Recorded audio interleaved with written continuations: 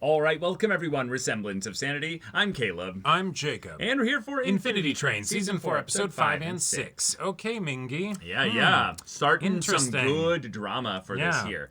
I want to have these two have the full crash out. I want to see the mess. I want to see all the things get dredged up.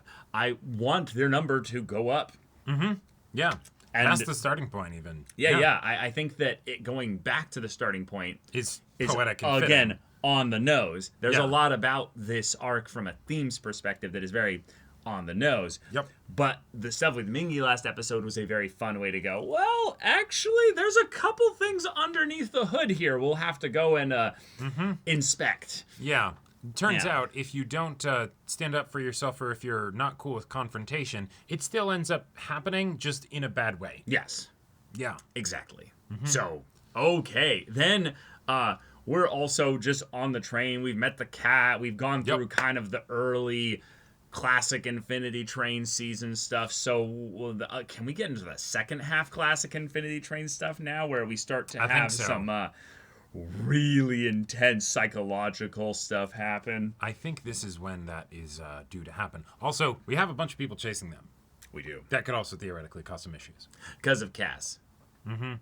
And Cass is still just Floating around with them. around doing stuff. Yep. I'm really curious if Cass is going to be one of those things where it's that was going to be set up for much more stuff post this season. Right. Because the Cass stuff seems to be developing so slowly. And the problem that Cass has is just that they've kind of run amok along the train for a while now. Yeah, and a lot of people don't like them. So, okay. Huh. Yeah. Okay, sure. But yeah, y'all, without further ado, let's get into this. You got this, buddy. I believe in you. Oh, God. Thanks.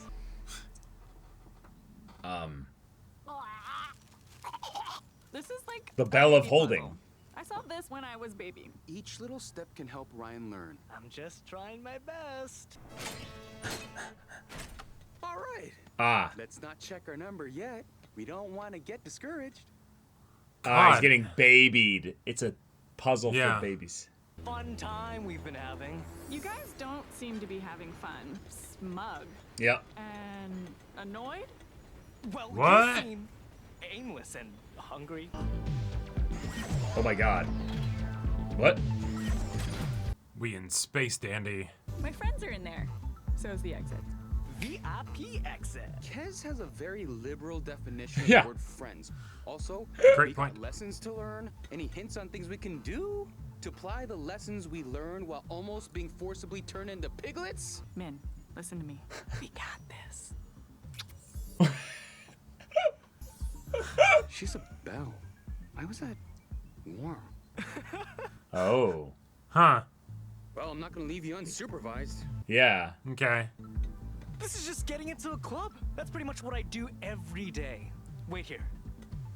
The chain, I can't. Yes. Tough night, huh? All these hosers lining up for a taste of the nightlife. But the cream That's the exact always same rises response to I gave the to the top, previous eh? bit. So me and my friends back there will just scooch right on in and... Should I even be surprised? What? What? Yeah, nah. Your corpse. They got bodies Monster do that Dink. too. Yes, Kez. Yeah. Whoa, grody. New plan. We sneak in. Perfect. This is kind of like a puzzle. This isn't the best plan. Well, if it's my emotional growth, then let me sort it out. It's more luck than I thought it'd be.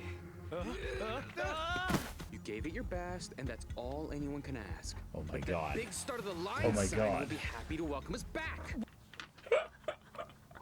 If we can't go over, let's go under. What? It has a foundation. It's big Well, and tall. Big underneath. I play guitar. That should probably give me big muscles. I'm pretty happy with what I see. Mingy. What? Well, that's what I'm gonna do. So, deal with it. This took some time. Yeah. Hmm. Okay. Oh, God. Oh, no. So he dug himself into a hole, and Mingy needs to get him out. Min! Yeah. Mingy! Little help! I already helped with my advice. That's like really gross. Maybe? Yeah, I don't know what that is. You don't want to put it in your mouth. It could be gum. Yeah, could be gum. Oh, It's hardening! that's actually better. Wait, no, it's not. Yeah, it's so much better. Yeah. Yeah. Oh, hey, you got yourself out. You can borrow one of my plans. It's fresh, never been used, waiting where the sign says to wait. Mingy's been an asshole this episode, but I gotta say, Ryan's making me sympathetic for him.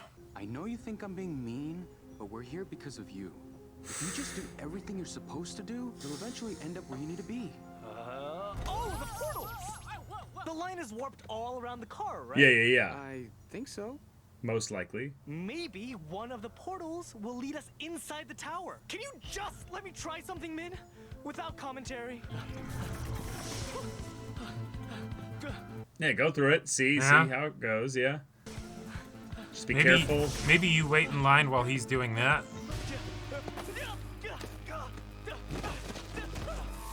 Really? He just ran straight off a cliff. Please, Min! I got you. I'm right here. We're here for you, Ryan. Thanks. How many times do you have to fail to learn the same lesson? Look, I'm stuck on this train because you're too stupid to even learn the most basic lesson. Not too stupid, too stubborn. You know what really helps people change? Having someone needle you over every little thing you do! He hasn't needled you until getting on this train. And let you get yourself killed. If you would have just listened to me to begin with. They're all dead? Waiting didn't work. Hmm. You can mess up even if you stand still. Mm-hmm. Whoa. Cool. Trippy. Do I get a turn at being smug now? Let's just get out of here. Okay. Whoa. We are in a band. Kind of. Mm-hmm. Maybe. We can try. Eh. Yeah, we can try. Yes. Yes. Yes, the music. Let's go. Sure, put the suits on. Yeah. Oh my gosh, yes. All right. Hey, sorry we're late. Got stuck on a meteor. Oh my goodness, it's Chicken Choice Judy! It's like the hottest new band.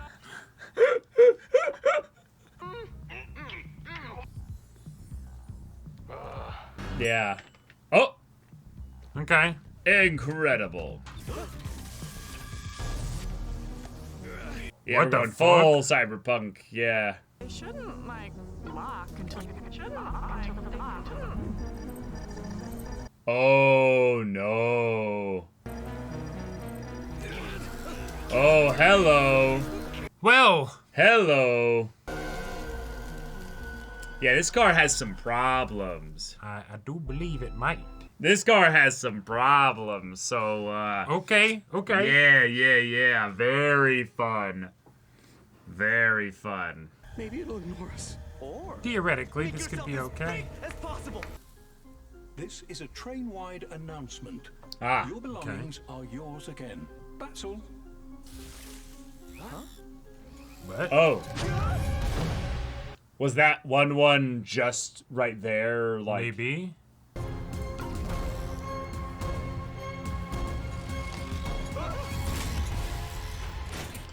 okay. Huh. Okay, cool. Whoa. What'd I miss?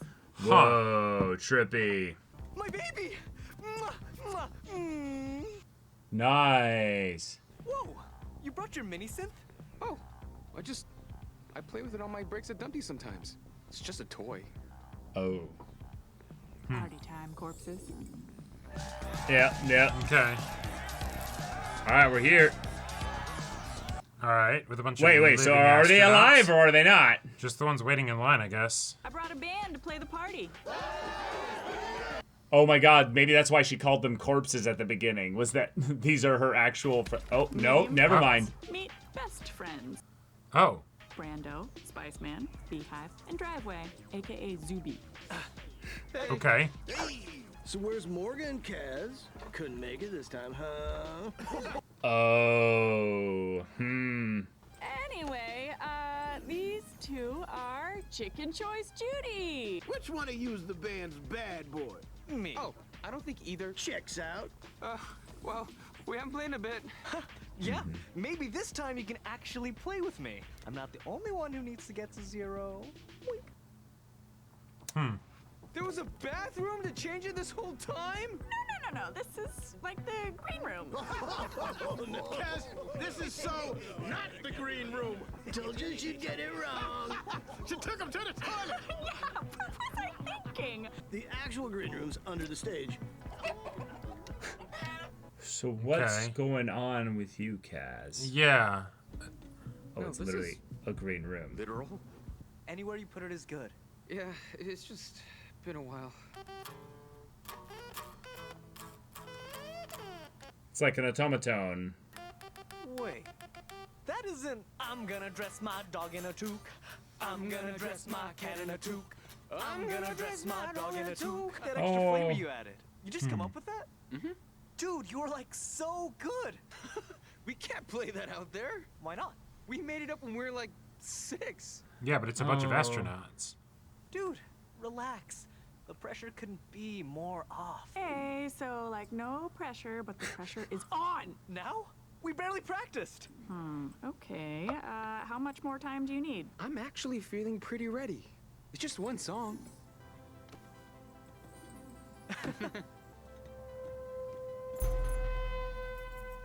What? Oh. Reach into your pocket and oh, hey, there's the keys. Whoa. Huh. Chicken Choice Judy! He's not taking the stage. And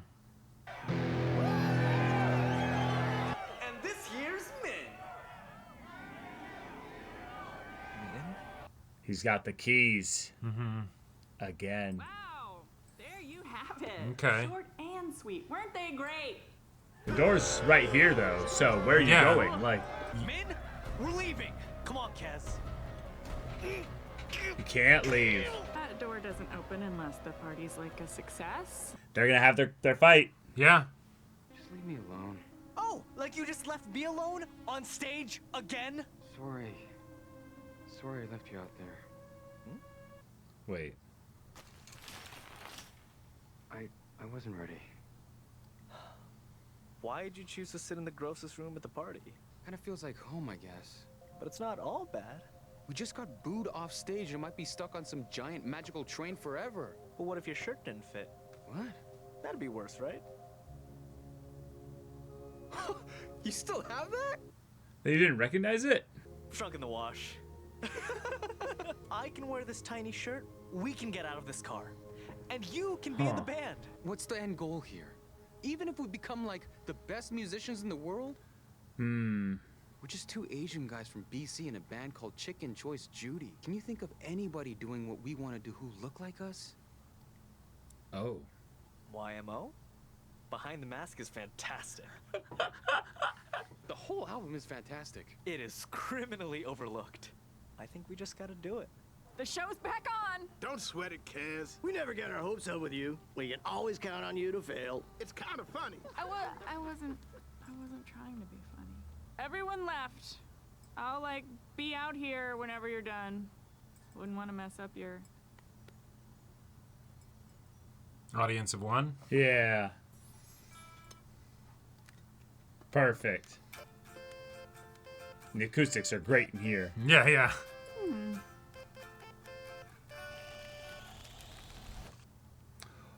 Whoa. Okay, because they were actually open for once. Yeah. Uh-huh. But they can sit in this for a little bit longer. They don't need to Right. rush out. Yeah. Yeah. Okay. Well, okay. Okay. Well. So I'm not entirely sure what to think about these episodes. Okay, then I'm gonna take the train on a Go for ride it. here. So the main thing that I get about this episode's little mini arc here is that we have the full crystallization of Mingy's condescension and smugness. Yep. Peaking, it's on full display here. Right. He resents basically everything about what Ryan has not just done with his life, but specifically continues to keep doing. Right. And so, what I think is very clear is that at the very least, he does like and enjoy Ryan to a degree. Yeah. But these words, these thoughts, these feelings come from somewhere. At the very least, these are things that he has not been able to share with him. Right. Because there probably wasn't a place to share them. Sure. This is now a very weird scenario that they're in, and they get to have the opportunity to explore this. Yep. Ryan is not enjoying the idea that this is potentially something that is true. Mingy is making maybe somewhat of a good point, but very small. But then it's just oh my God, this is not the way to do this. So then we end up having them conveniently being put into a situation where they can almost have a do-over. Rewind everything. Sure. Go back to the beginning when everything was just simpler. It's childlike. It's whimsical. We are in a land that doesn't make sense. We've got talking, beehive and stuff. And we could actually go back all the way to the beginning with things the way they were and maybe try it again. But Mingy's got problems too. Right. And it doesn't just go into the way in which he might have internalized some shame and now projects it out onto Ryan because Ryan's right there. And I get it. Ryan's not it's not that hard to understand why Ryan bugs the hell out of him. Right. But clearly you were more scared of putting yourself out there and failing than you were of actually being vulnerable with Ryan all the way before all this stuff. And so if you were actually vulnerable and shared your feelings with Ryan maybe also would have felt a little bit more that he was dragging you along. Maybe. This is one of those weird, complicated situations where, again, we don't know what happened in between kids and now the high school era, but there's some things we have to kind of draw out from an episode or episodes like this. Mind if I? Yeah, go for it. Good. Yeah. So this is going to be a bit exploratory. So, I think the main thing that was my general experience with this episode duo was more confused. Yeah. There were certain word choices that felt odd, and there were certain directions where it feels like they were introducing new things rather than tying back into established things. And so I agree. The idea of saying you're too stupid. No, that's not what it is. That's what you're saying because that's the most hurtful. Okay. But it's actually that he's not listening to you, right? The fact that he listens to you by the end of the episode is also kind of because he has to. He doesn't have any other choice. He can't keep pushing you along. That literally won't work. No. But that's also showcase, like, there were so many things that Ryan was doing this episode that were legit problems, even though Mingy was not dealing with it in a good way at all, right? He was probably dealing it in just about the worst way possible. But those things weren't addressed by the end of the episode, but also I feel like I don't understand why the characters would make a lot of the decisions that they made in the episode. And then, like, when the key gets brought out, okay, the shame thing of potentially what Ryan said of why are you in some dumb diner?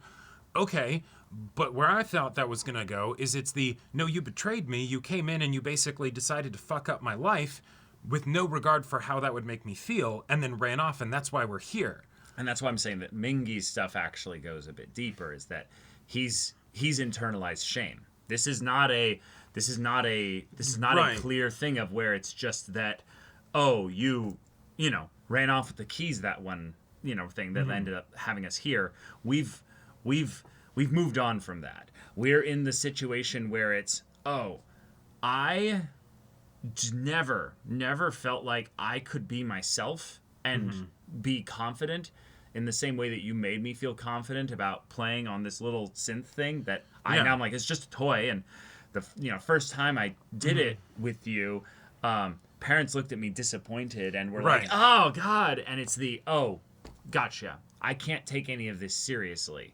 I'm not getting positive reinforcement about this. Right. Obviously, too much positive reinforcement leads to a situation where you just kind of are reckless and you don't plan anything out.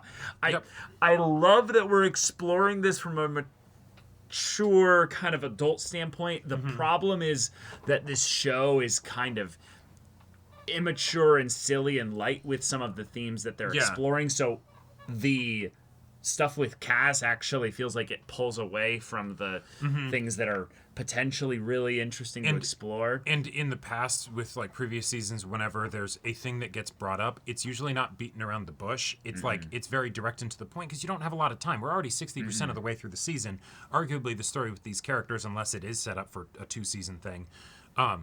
And so, like, what's the deal there? All the things that they struggle with in the cars, yes, we understand the idea that, hey, there's a literal glowing sign that says do this. I'm saying let's try that, and you're saying literally anything but I don't care what you're saying right now, I'm going to do my own thing. Right. But the amount of time that we spend on them trying to go through the portals or whatever, feels like it could have been time better spent. Yeah, so again, I agree with what you're saying. This is an example of where I feel like the season so far has just been inefficient.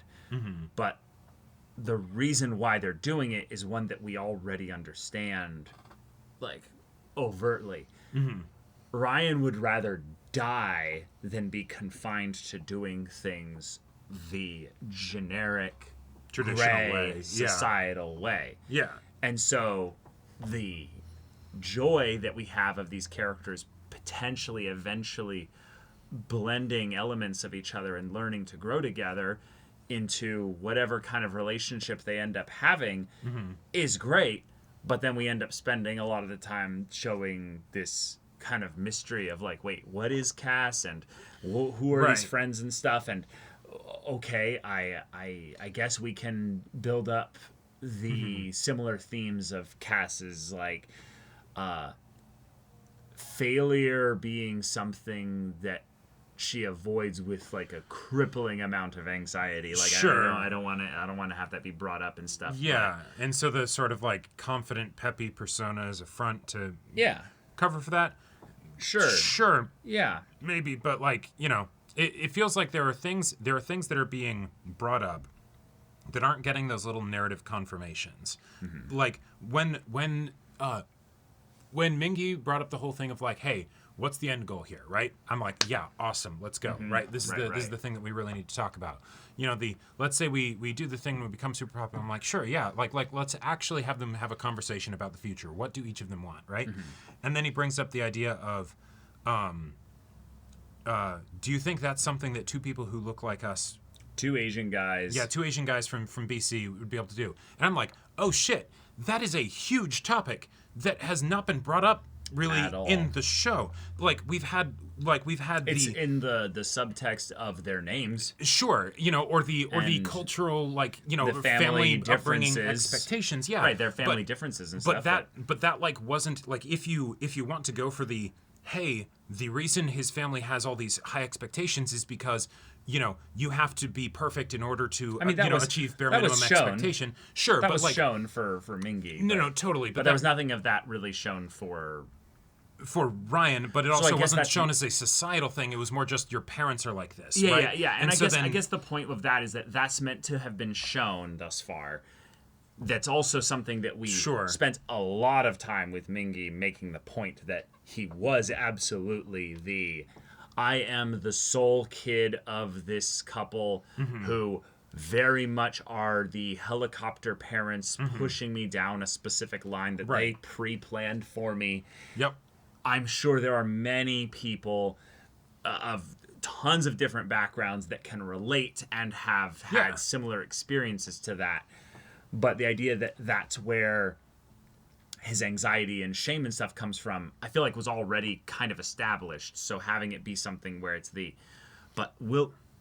is it more the thing that Mingy's parents have said these things to him and so he's internalized them and is thus just regurgitating it out. Right. It doesn't seem like he even really believes it, but I guess maybe that's the point. It's just then it feels like, again, it's not focusing on what Ryan's stuff is. And so if it, maybe and it if is that, just this is Mingy's episode, and if that was problems. and if it was something where Mingy's parents were telling him that, I feel like that could have been something that could have been said in 5 seconds that would have packed a wallop, right? You know, in that first episode. No. That's the point. Is that it was said by the visuals. It was said absolutely through the visual storytelling of what Mingy was going through, and why he went one direction and Ryan didn't. Sure. And that's why I bring up shame so often, is that the culture of you will do this because it is the right thing, and if you don't do this, shame on you. Yeah. That is a very that is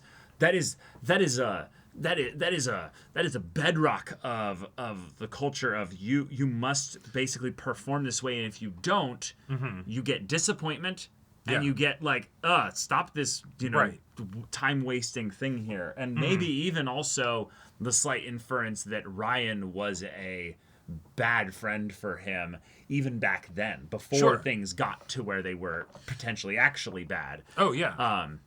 Yeah. So I think that's meant to be established subtext by episode 1. And then it's just that we were supposed to recognize the ways in which he started to get smug around Ryan as the way in which he was parroting what his parents have shown and taught him. Yeah. Sure. Yeah. Yeah. Yeah. But yeah, it's quite to me, it's you could have gone even further with it. 2, I feel like I already kind of knew this stuff here, so the idea that this is his episode to explore that, right? I feel but it's so I don't know, it's so slow. It feels like Infinity Train has gotten slower in general with their efficiency of delivering really punchy, impactful points and wisdom and lessons and themes. And so now this one, because we have 2 characters, and one that I'm starting to really guess or second guess their value in the story with Cass. Yeah. I'm like, that's a lot of time that is being just wasted here, yeah, there's a lot of good stuff that they could get into with this, that they teed up perfectly with that first episode, right? And then a lot of time spent on everything but that. And so it's yeah. The band stuff, and also just having this be their wonderful little opportunity to go back to childhood also feels really sweet. But again, it's a sound. It's a simple scene of them just getting to play together in the bathroom. No audience, no pressure, no expectations. Awesome. Cool. It's just the simple joy of doing the thing that they love together, and there's no pretense or anything here. Right. No pretense, but it also isn't giving permanent progress on the questions that were being brought up of the, hey, what is our end goal here? You know, do we actually want to do this? Like, because the idea of Mingy enjoying. We're just celebrating the part that brings them together. They do have this shared passion. Yeah. Yeah, this is real. It did not die in Mingy. It is absolutely still there. Right. And maybe this is me, turning into that more cynical adult where it's awesome, you have this passion. That's great. You can do this as your hobby.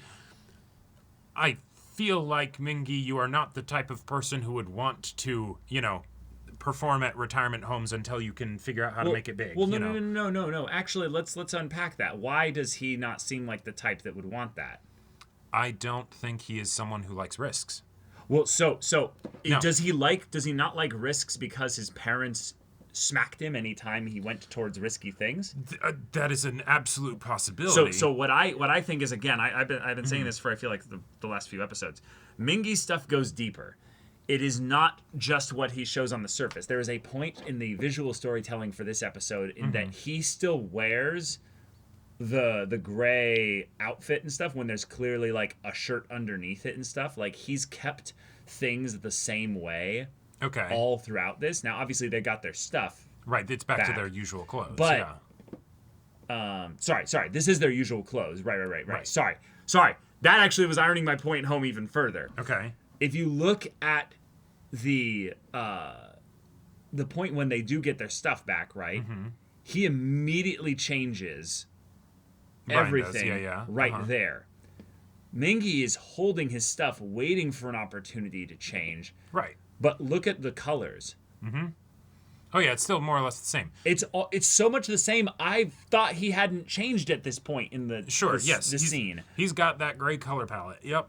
And so, is that because that's what his uniform is for the restaurant? Yeah. Right. That's because that's what they were wearing. But is it also inferring something about him as a person and everything that absolutely would be dominated by, his upbringing with his parents and all that stuff for sure. Right. But I want to just bring up the idea that all the way down to his career choice of I'm going in finance into risk assessment. Yes. And I'm going to work at the same diner when I'm going to go to university for finance. I want to bring up something here that as someone that you work whatever job you can to help you get along your educational track so that you're headed in a direction that you can actually build something. Oh yeah. Don't disrespect the small beginnings of working in the food service, the customer service, the little sales jobs, and all that stuff. That was just the beginning of my whole career adult life was just going through 5 of those jobs, right? Yep. Because they don't care about you. You get rinsed and cycled out or what have you. But he went and basically took one of those jobs, found just enough success with it that he grinded out over a long period of time. Oh, yeah. To be, shift manager. Right. Which you and I know is not hard. He got a $1 or $2 raise over the the entry level workers. If that. Yeah. But also specifically, he never looked for another job. He had the same customer berating him over the course of all that time. Never showed any issue with it because that's what he gets at home anyway. Oh no, yeah, he's going through the soul crushing grind. Yeah.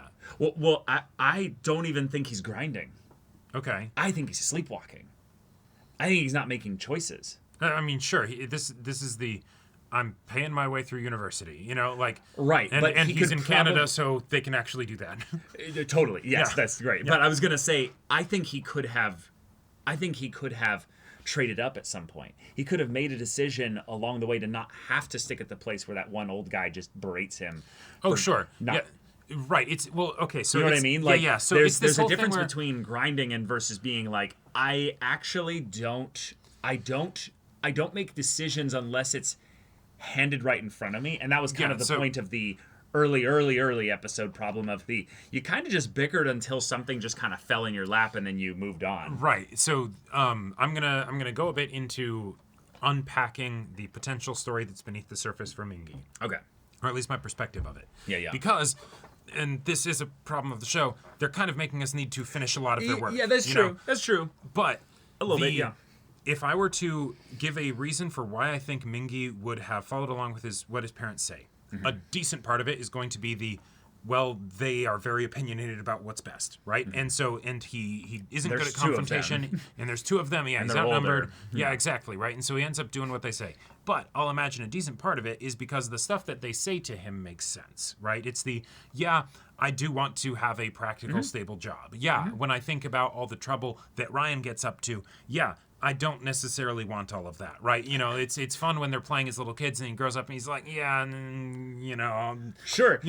But that is so often the way in which parents actually do manipulate and control their kids. They go, you don't want to end up like Ryan. And then they start basically shaming the other to make you then go and it's all kinds of messed up. Granted, we haven't seen any actual shaming or things like that. The most we saw was a disappointment thing with the whatever in the... totally. It's time for you to leave. He has viola lessons. I'm extrapolating this entirely that Mingy is a walking pile of shame. It's not subtle in the slightest bit. Because the way that he's behaving needs to kind of have the things more dialed up than what we saw in the backstory. Yes. By quite a bit. Because goddamn, he is kind of exploding, Yeah.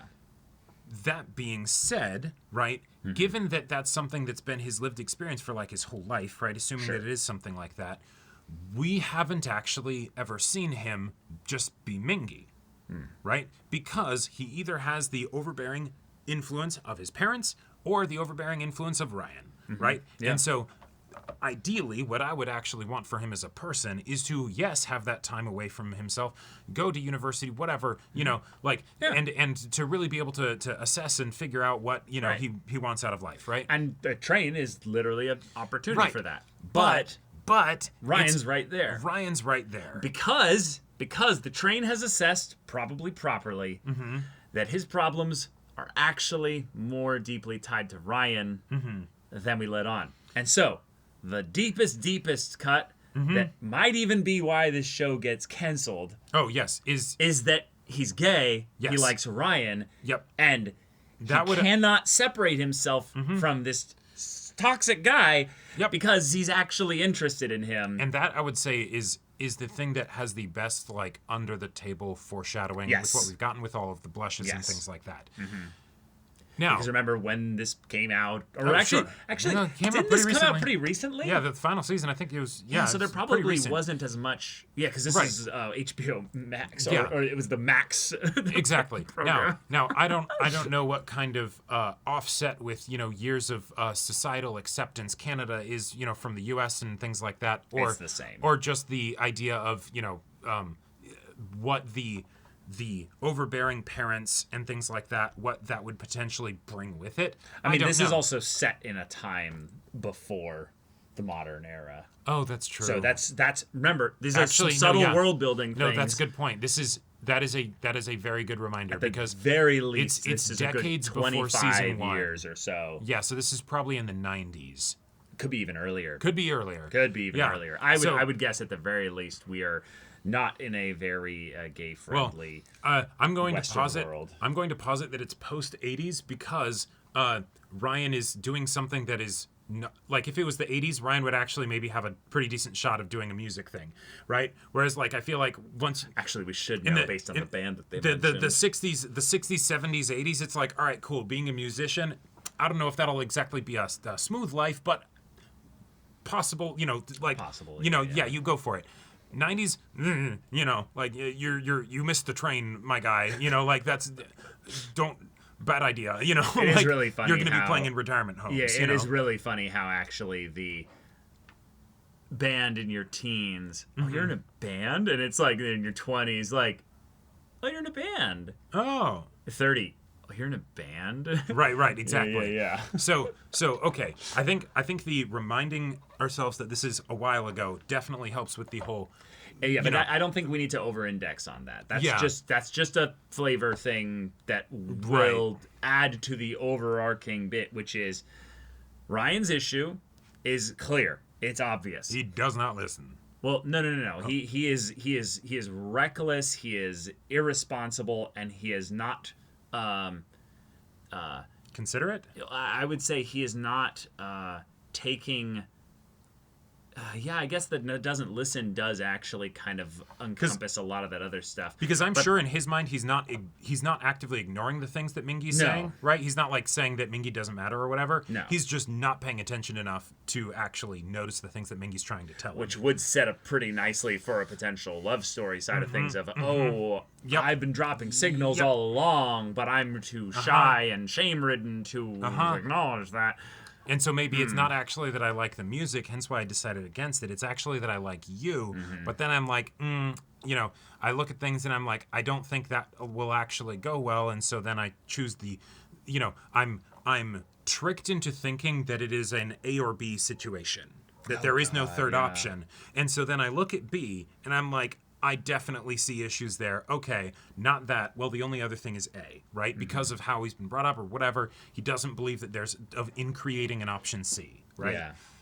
And so that's what I would want for him, as an arc, right? But how's that happen when Ryan's right here? And then how does Tess fit into all of that? Silly, really silly read then. Like, very out there read. Because I'm trying to figure out these friends, right? Yeah, they seem totally pointless. Well, no. Like, what is their thing that makes them, like, what is their thing that draws them all as a unit together? How are they similar? They're all weird and different and confident No. with them being however they are. I don't know. No. What their thing is that makes them similar to me is that they seem to be completely fine, like, discriminating on Kaz, right? Yeah.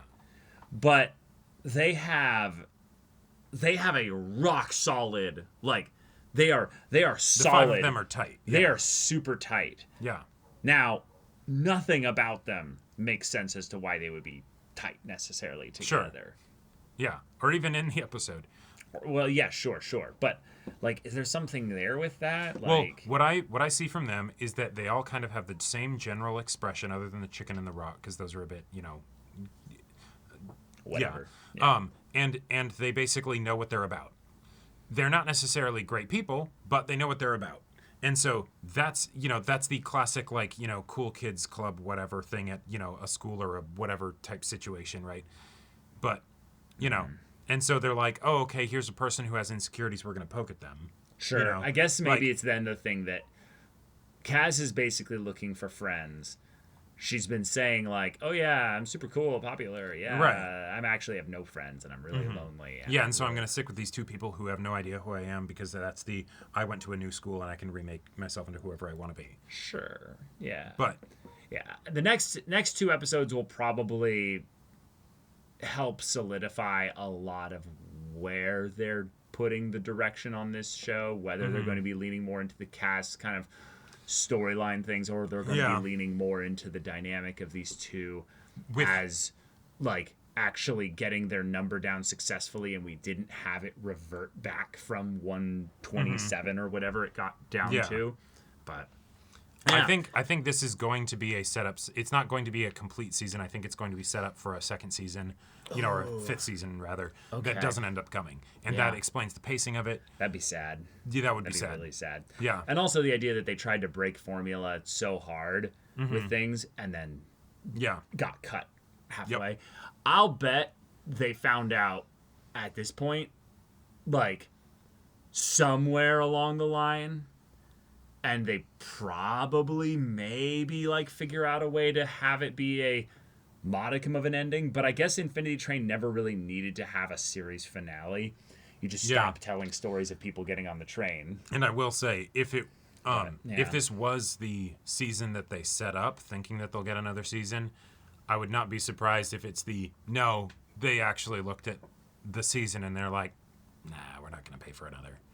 But yeah, this season definitely is not as good as season 3. Yeah, and season 3 is a very rough act to follow. Like, let's be real. Yeah, season 3 got to have a lot of buildup from the previous season, and go really hard in a lot of ways very quickly. And it got to cheat out a couple different clever writing things. So. Yes, but. Yeah, but all right, y'all. Thank you so much for watching this episode's reaction and discussion. If you want to see the next episode's reaction and discussion right now, though, go check out the link in the description below for our Patreon. You get on early access there. You can watch full-length timer reactions there, and all this comes with Discord access, so you can chat with us in the community there about this show, about animated shows in general. Also, be sure to check out our Twitch channel. See if any of that interests you. We'll see you there. But until then, we're Semblance of Sanity. I'm Caleb. I'm Jacob. And we'll see you all next time.